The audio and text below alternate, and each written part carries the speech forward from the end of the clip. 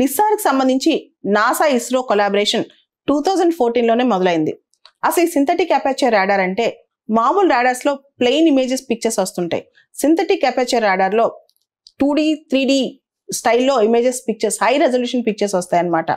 ఈ synthetic aperture radars satellites పైనుంచి కానీ ఏదైనా మూవింగ్ ఆబ్జెక్ట్ పైనుంచి కానీ దీన్ని మనం పంపించి ఫొటోస్ తీసుకోవచ్చు. ఈ L band, yes band 2 frequencies ఉంటాయని చెప్పా కదా.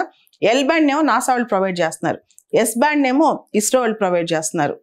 ఎల్ బ్యాండ్ సంబంధించి నాసా వాళ్ళు వాళ్ళ GPS, high capacity solid state recorder, ఒక సాలిడ్ స్టేట్ రికార్డర్ డేటాని స్టోర్ చేయడం కోసం, పేలోడ్ డేటాని స్టోర్ చేయడం కోసం ఇదంతా కూడా చేస్తున్నారు అనమాట. ఇస్రో వాళ్ళు ఎస్ బ్యాండ్ ప్రొవైడ్ చేస్తున్నారు.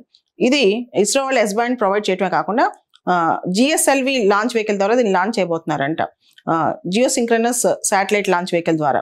సో ఓవరాల్గా ఈ శాటిలైట్, రాడార్ శాటిలైట్ నిస్సార్ ఒక బరువు 2800 కిలోగ్రామ్స్ ఉంటుందంట. సో దీంతో పాటు రకరకాల ఇన్స్ట్రుమెంట్స్, ఇది dual frequency imaging radar satellite, అంటే ఎల్ బ్యాండ్, ఎస్ బ్యాండ్ 2 ఉంటాయి కాబట్టి దీన్ని dual frequency imaging radar satellite అంటారు.